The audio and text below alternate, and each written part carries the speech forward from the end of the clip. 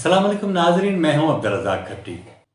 آج ہم بات کریں گے صدر مملکت کی جانب سے ایک آرڈیننس جاری کیا گیا ہے جس کے تحت سندھ اور بلوچستان کی سمندری حدود اب وفاقی اتھارٹی کے حوالے کر دی گئی ہیں، اور اس سلسلے میں ایک اتھارٹی کا قیام عمل میں لایا گیا ہے جس کا نام ہے پاکستان آئی لینڈ ڈویلپمنٹ اتھارٹی۔ یہ آرڈیننس حیران کن طور پر 2 ستمبر کو جاری کیا گیا، لیکن اس کا پتہ 1 ماہ بعد لوگوں کو تب چلا جب اس اتھارٹی کے چیئرمین کی تقرری کے لیے ایک اشتہار اخبارات میں جاری کیا گیا۔ اس کے بعد اب سندھ اور بلوچستان کے اندر شدید احتجاج جاری ہے۔ سوشل میڈیا پر بھی اس سلسلے میں زبردست قسم کا احتجاج جاری ہے۔ آج ہم اس سلسلے میں بات کریں گے کہ ماضی میں سندھ کے اندر اور دیگر ملک کے علاقوں میں جو DHS بنائے گئے، ان کی جس طرح سے زمینیں ہتھیائی گئیں، اس بار پہلی بار ایسا ہونے جا رہا ہے کہ بلوچستان کا تقریباً 700 سے 800 کلومیٹر جبکہ سندھ کا 300 کلومیٹر ساحل اب اس اتھارٹی کے انڈر ہوگا۔ آرڈیننس کے اندر کہا گیا ہے کہ اس اتھارٹی کا چیئرمین 22ویں گریڈ کا ہوگا، جس میں ریٹائرڈ فوجی افسر بھی اس کا تقرر کیا جا سکتا ہے، اور دیگر سول بیوروکریسی سے بھی لوگ لیے جا سکتے ہیں۔ 11 رکنی اس کا بورڈ ہوگا، اور اسے یہ اختیار ہوگا کہ 12 کلومیٹر مائل کے اندر جتنی بھی سمندری حدود ہیں وہ ساری اب اس اتھارٹی کی ماتحت ہوں گی۔ اس اتھارٹی کو یہ بھی اختیار ہوگا کہ وہ جزیروں کی زمین کسی کو منتقل کر سکے گی، وہاں سے ٹیکس وصول کر سکے گی اور اس زمین کو فروخت کر سکے گی۔ اس کے ساتھ ساتھ وہ تمام اختیارات اس اتھارٹی کو دے دیے گئے، اور اس آرڈیننس میں یہ بھی کہا گیا ہے کہ اس اتھارٹی کا کوئی بھی فیصلہ عدالت کے اندر چیلنج نہیں ہوگا۔ پہلے تو اس کی قانونی حیثیت کے حوالے سے بات کریں گے، اس کے بعد آتے ہیں کہ اس کی سیاسی امپیکٹ کیا ہوں گے۔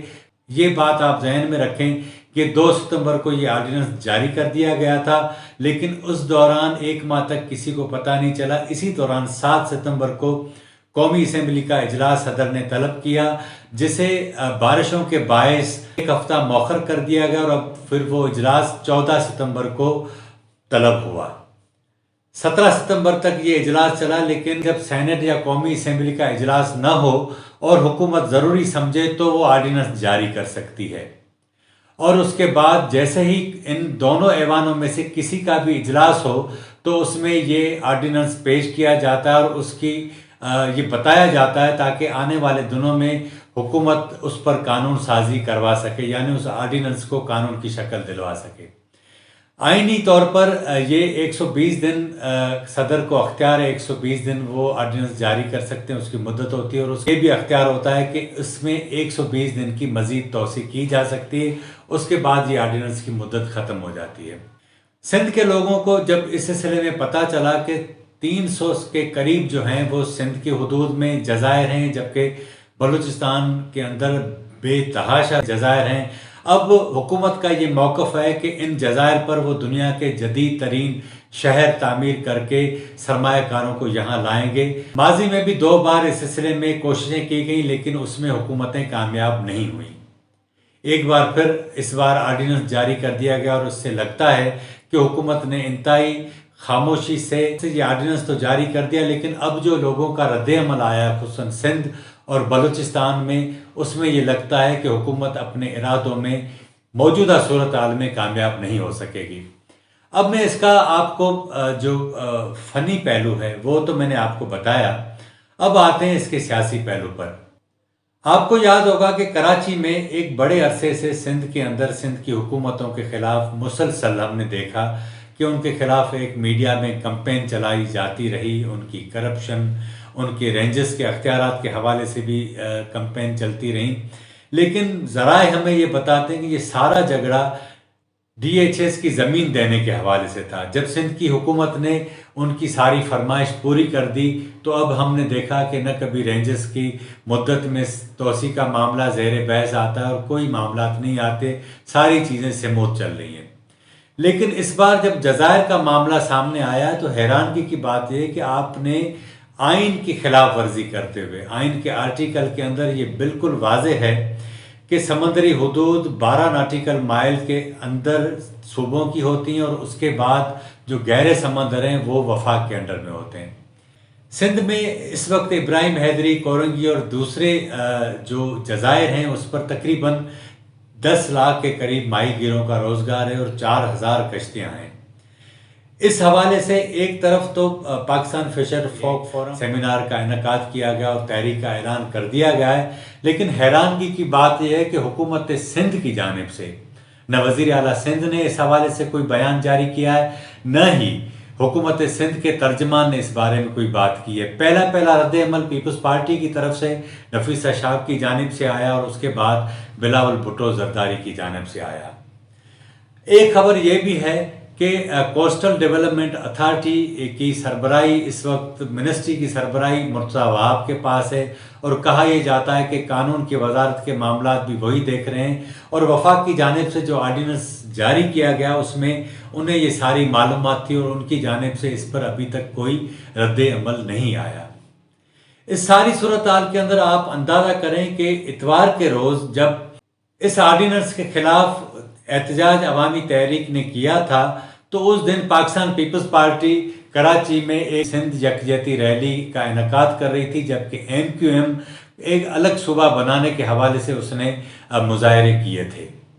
حیرانگی کی بات یہ کہ سندھ کی جو بنیادی ملکیت ہیں جزائر، جن پر اب DHS بنانے کی نیت سے ان جزائر کے اوپر قبضہ کرنے کے حوالے سے جو کوششیں شروع ہوئی ہیں، اس پر پاکستان پیپلز پارٹی بھی خاموش رہی اور کیوں بھی خاموش رہی۔ اس کے ساتھ ساتھ میں آپ کو ایک اور بات بتاؤں، وہ یہ حیران کن ہے کہ یہ آرڈیننس جو صدر مملکت کی جانب سے جاری کیا گیا، وہ آرڈیننس کابینہ کی منظوری کے بعد صدر کو بھیجا گیا، لیکن کابینہ کے اندر ایک وفاقی وزیر ڈاکٹر فہمیدہ مرزا، دوسرے وفاقی وزیر محمد میاں سومرو بھی اس کابینہ کے اندر موجود ہیں، لیکن ان کی جانب سے نہ کابینہ میں اس حوالے سے اعتراضات کی کوئی خبر آئی ہے، نہ ان کی جانب سے میڈیا کو بتایا گیا کہ یہ آرڈیننس جاری ہونے جا رہا ہے، اور نہ ہی اب تک اس خبر لیک ہونے کے باوجود ابھی تک ان کی طرف سے کوئی رد عمل سامنے نہیں آیا۔ سندھ میں اور بلوچستان میں اس حوالے سے شدید رد عمل ہے، اور لوگ کہہ رہے ہیں کہ ان کی زمینوں کے اوپر تو قبضے ہو گئے، ان کے قیمتی زمینوں پر جو گاؤں آتے تھے اس کے درمیان، جس طرح بیریا ٹاؤن کے اندر لوگوں کو کوڑیوں کے مول زمین لے کر ان کو وہاں سے بے دخل کر دیا گیا، اسی طرح DHS کی زمینیں جو سندھ حکومت کی زمینیں تھیں وہ ان سے لوگوں کو بے دخل کر کے وہ قبضے میں لے لی گئیں۔ اب سمندر کے اوپر جو جزائر ہیں سمندر کے اندر،